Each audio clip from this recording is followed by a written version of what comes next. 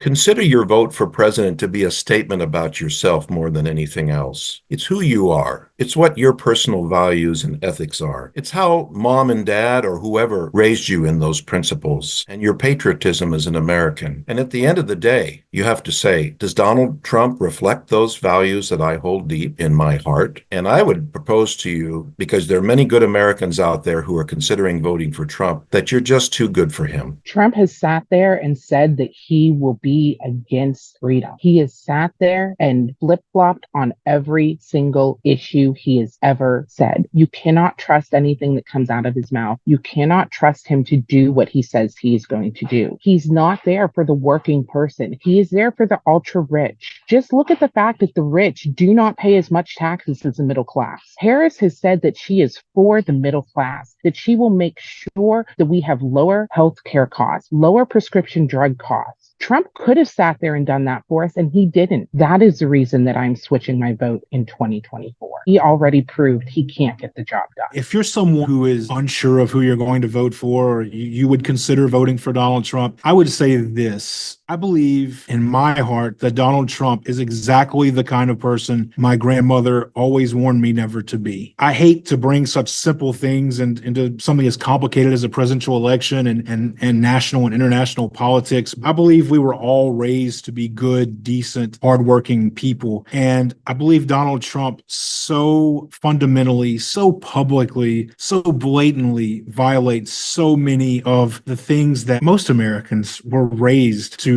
buy into, to believe, to live a life like. I just would ask you to think about the way you were raised and think about the people who taught you how to live life and how to treat other people, and then apply what you were taught to Donald Trump's public life. And then ask yourself, after looking at that, can you still vote for that man? Take a look at what Project 2025 is and how it's going to affect your life. Take a look at what the plans are for Social Security and Medicare. They're going to completely get rid of that. I paid into that Social Security. That's my money. I don't know where they get off thinking they can take my money. If you don't want Social Security, fine, give me back my money. I can do a better job with it than you did anyway. So I think somebody who's not sure who to vote for, all they have to do is look at some of what Trump says, look at his speeches, look at how he's so incoherent. He starts talking about one thing for a minute, but then starts going all over the board, most of it just nonsense. He's like a schoolyard bully, and he's so juvenile. It's just incredible. How could you possibly support him? And compare that to Kamala Harris or Tim Walz, who are certainly more statesman-like, more mature, more sensible than Donald Trump and his team. I would say you have established on the one side with the Democrats, you have Vice President Kamala Harris, who's been a former prosecutor. She was the district attorney of California, and then she became vice president. Look at her credentials versus Donald Trump's. Donald Trump was never elected to anything up until 2016. It's like reality versus alternate reality. It's two established politicians that have served their states and now the vice president serving the country versus a con man and a criminal. The phenomenon that is going on now it's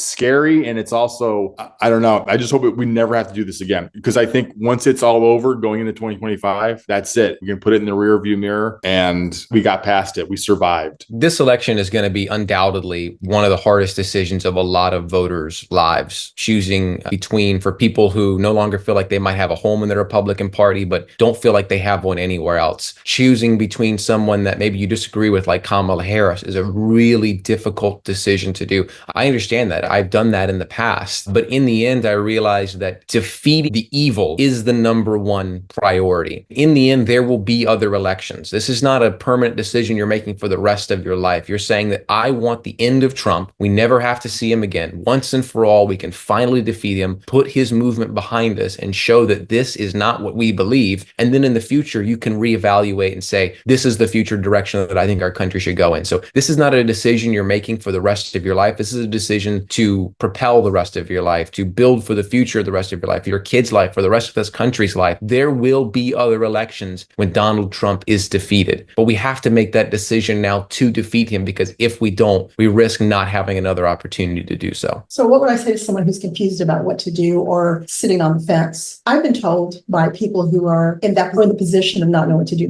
not to vote. And what I have said to them is that not voting is saying that Trump's behavior is okay. position. I think it's important to add your voice to the voice of reason and the voice that says this nonstop chaos has got to stop. And the best way for this chaos to stop is to get rid of Trumpism. It's not good for the party. It's not good for the country. It's not something that you can just sit on the sidelines and just say, I'll just skip it. You have to make your position known. You have to take a stand. For nothing else, at least do it for your kids. They deserve to have a country that is better than the one that was handed to us. If I were telling someone or helping someone decide between voting for Trump or Harris, I would say Donald Trump is not interested in democracy. He's interested in authoritarianism. But I think that Kamala Harris is still interested in democracy and definitely interested in working together with people so that both sides of the aisle can come together to solve problems. If you're on the fence between voting for Donald Trump and Kamala Harris, if you don't want to take in anything that they talk about when it comes to like economy, beliefs, and all that, just look at how they act. Look at the words they're saying.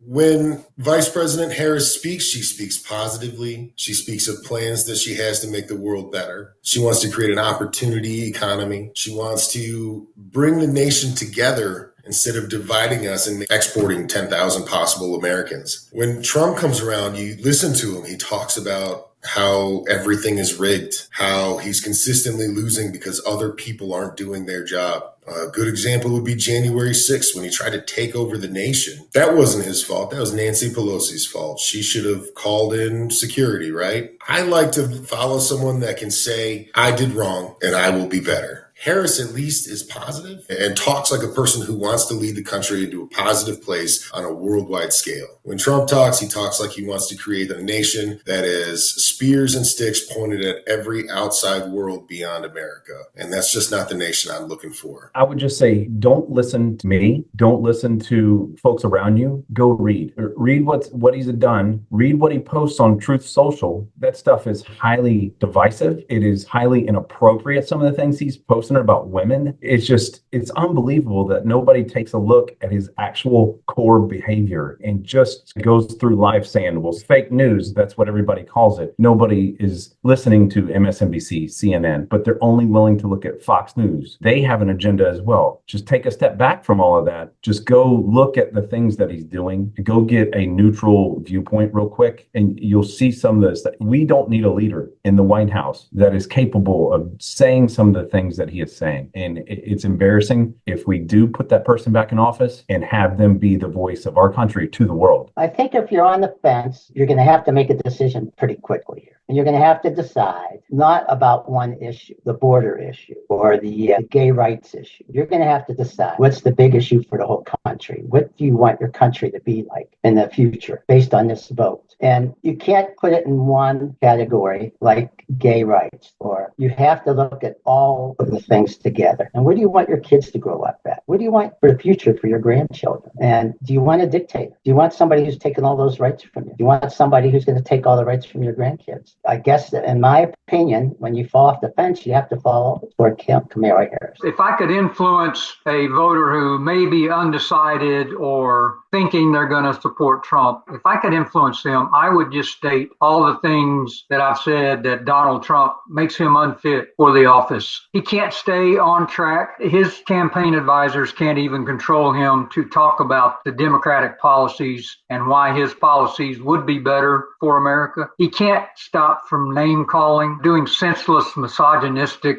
type remarks. It's stomach turning, really, when you see the nicknames that he has to give people and the way he treats people in general. His disdain for the military and the veterans, that's horrible for a commander-in-chief to act like he does. To go to Arlington National Cemetery, the most hallowed ground on the face of the United States soil, and to totally disregard the rules and the laws and turn that into a campaign event and then hide behind the fact to say that the families wanted a picture. Okay, if they wanted a still picture, you take a still picture. You don't take a video and then post it on your campaign website within hours. That's just total disregard. I hope there's a lawsuit filed for him for that. I doubt there will be. I know the attendant that supposedly got pushed around declined because of fear of retribution by Trump supporters. Forget about that. I'm talking about the government should file because he broke the law in having that video. It's just day after day, he does things that prove he's unfit for office. And if you're an undecided voter and you don't think you can support Democratic policies, then you need to rethink about what you support as a person having character suitable for the office of the president and the commander-in-chief. The first thing I do is say pray about it and ask the Lord to guide you into who you need to vote for. That way you'll know you're doing the right thing if you're listening to him. I would tell them to look at a person that is divisive, that encouraged people to riot after he lost his first election, how he is willing to do anything to get that power back. At least Harris is more positive. She's more inclusive. She doesn't go around talking nasty about people, talking down to people. I think she's trying to bring us together as a country again and not tear us apart, which I truly think that's what Trump is trying to do. I think he's trying to divide us. Am I happy with the way the Democrats and some of the things they want? No, but my prayer is that she can get us through these next 4 years without our country imploding, that we have a chance over that 4 years to a man or woman who is a moderate Republican step up and take the party back and help us make wise decisions again. So I would say to people who are somewhat on the fence and not sure what to do, probably the biggest thing I would say to them is listen to the people who served with Donald Trump and or are senior Republican officials who are now convinced that he should be nowhere near the presidency. So don't trust me. I'm just Mark from Connecticut, but I've been a Republican. I'm pretty well informed. I'm very passionate about this. But to me, if you listen to the people that actually served with him, these aren't liberals, these aren't progressives, these are conservative Republicans who've spent their lives in service to America. Some have been in business, but some have been in the military. Some have been in politics. If the people that actually worked with him cannot support him, and I think it's 40, 50 of high-level insiders have now not endorsed him, and in fact, not just not endorsed him, say he's a clear and present danger to being president again, then I would think that those people know what they're talking about. They have no incentive otherwise. Why would they do so? They're Republicans. They want to see Republicans gain office, but yet their principles tell them that this man should not be in the Oval Office. And I think if you take a step back, and again, as a Republican, I had to do this myself as well, and say, what is best for the country, not the party, at least for this election. And we could always change it later if there's a good Republican. But I think this is a vote for the future of our country, not party, not policy, but the future of our country. And to me, the choice is clear, and that's Kamala Harris. If I was to talk to someone who was on the fence about either voting for Mr. Trump or Kamala, I would ask them to think about the values that they were raised with and which one of those people matches up with those values, particularly the veterans, the people who swore an oath to the Constitution. You had a code of conduct, you had a code of ethics, you had a lot of things that you adhere to as a service member, and which one of those candidates more aligns with your pure inner self. Just take a step back and think about it for a second.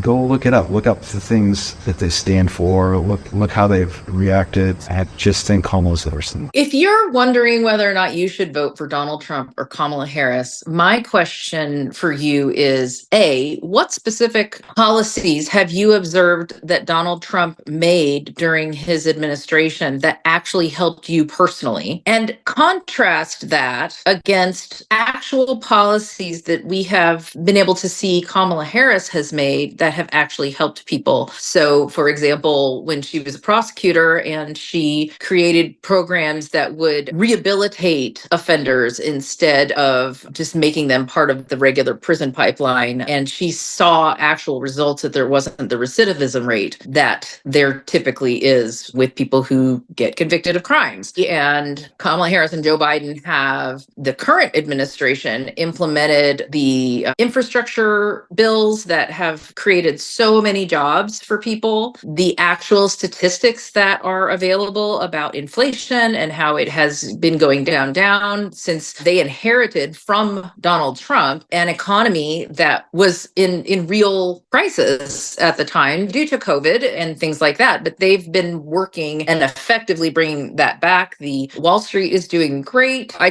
think that if you actually look at the facts of the differences in our country, employment rates, all of those things have been better under Biden and Harris than they were under Donald Trump. And I recently heard a statistic about how, just generally speaking, over the last, I want to say it's like the last 40 years, possibly for the last 50 years, during the administrations of Democrats, 50 million jobs have been created in this country versus during the administration of Republicans, 1 million jobs have been created. That's a huge statistics. And that particular one has been checked and checked. It's accurate. So my question is, why do we believe that Republicans are going to do anything more for us this time around than they've done in the past when we can see a historic pattern that who they help are the upper echelon of wealthy people? So if you're on the fence between voting for Trump and voting for Harris, I would implore you to do your homework, do your research. But if you get to the same conclusion I've gotten to, which is that you're voting for democracy or you're voting for a dictatorship, then the vote becomes pretty straightforward and pretty easy. It's an easy decision to make. It's not about a person or a personality or who you like better. It's about, do you want to keep the United States the way you've always known the United States to be? Or do you want to turn the United States into someplace like Venezuela or Russia for that matter? That's your choice. I would say America as a system is built to go back and forth between the different parties being in charge.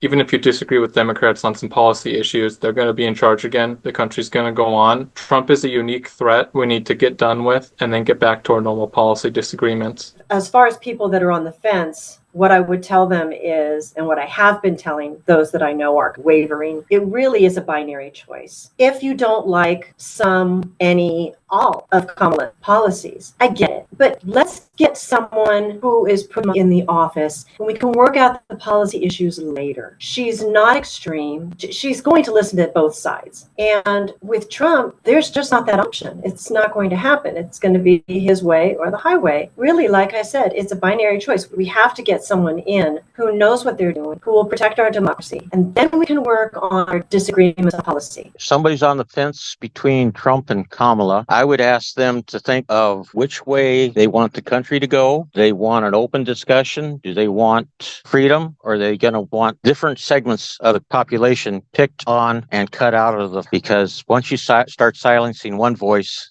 where's it going to stop? And with Kamala Harris, I do believe they would have a voice in the future. And the children and the grandchildren would still have a voice. So vote your conscience, but make sure that you vote for the country and not for your religion or your party.